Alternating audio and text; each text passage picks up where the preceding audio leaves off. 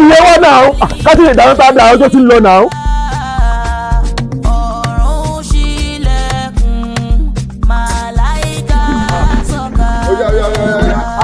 Kọ̀rẹ́ oya ṣe kíákíá lẹ́dá lọ sí ọ̀nà ọmọ ká lè máa pa ẹran níbẹ̀ yẹn oya ṣe kíákíá.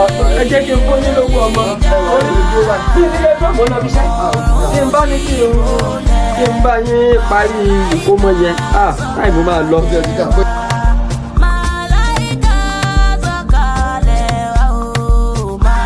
Èmi náà ní kẹ́ ẹ fún mi torí èmi lọ pẹ́ kì í sí ìyàwó mi lọ pẹ́. Torí mo mọ̀ pé yìí náà ẹran náà ni ẹ ṣe àgbà ẹ fún un. Àárọ̀ ọ̀rẹ́ ti yé mi àìmọ̀ wọ̀rí ìyàwó mi ni ìyá ọlọ́mọ náà nìyẹn. Ìyá ọlọ́mọ ni ìyá ọlọ́mọ ẹ kọ́ rírẹ o. Ẹ ń lọ bí iṣẹ́ àgbẹ̀ ẹ ti ń lọ bí iṣẹ́ mọ́pẹ́.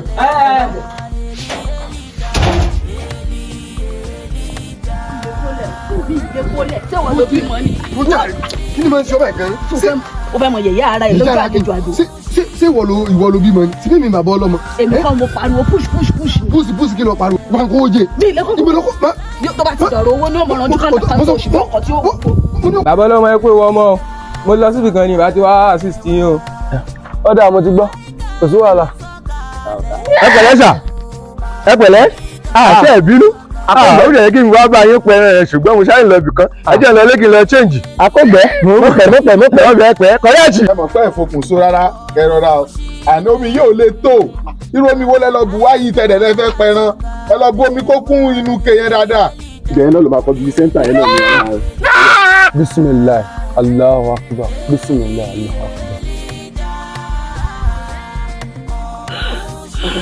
Akbar. Ẹ̀rẹ̀ lẹ́jẹ̀ làápọ̀. Bàbá ọlọ́mọ ẹ bá ti pè wá kábà yín pa ẹ má bínú mo sáré lọ ṣe nǹkankan ni ìrògbọ́dọ̀ mẹ́sìn mi kò mọ ẹ̀yìn Síkírù ọmọ sí ọláì ẹ̀mọ̀kú ìnáwó ni jàre ọrọ̀ ẹ̀ yí pọ̀ díẹ̀. Bàbá ọlọ́mọ ẹ dákun bẹ̀rẹ̀ ti ẹran tẹ́ ẹ fi tẹ́ ń pa yìí.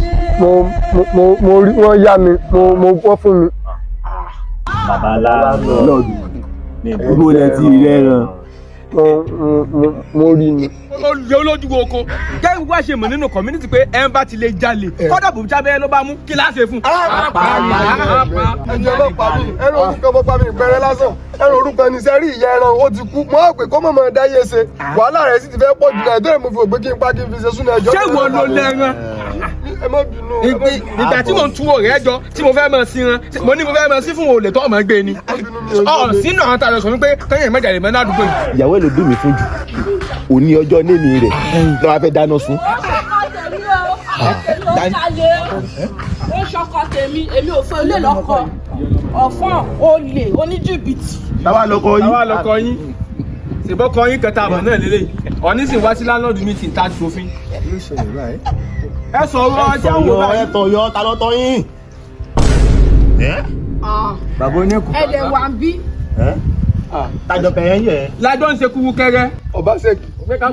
Ọbaṣẹ́kì o sì pinnu ẹ lọ́rẹ́ mi àtiwọ̀ lọ ná ìyàwó mi. Mi ìná ìyàwó yín mo fún ìyàwó yín lóyún ni. Tó túmọ̀ sí gbọ́mọ tí mo fẹ́ ṣe súnà rẹ̀ gan kìí ṣèmi mo ní. Kò sí wàhálà ẹ wò ẹ̀yin èèyàn ẹ kúkú dáná sun mi.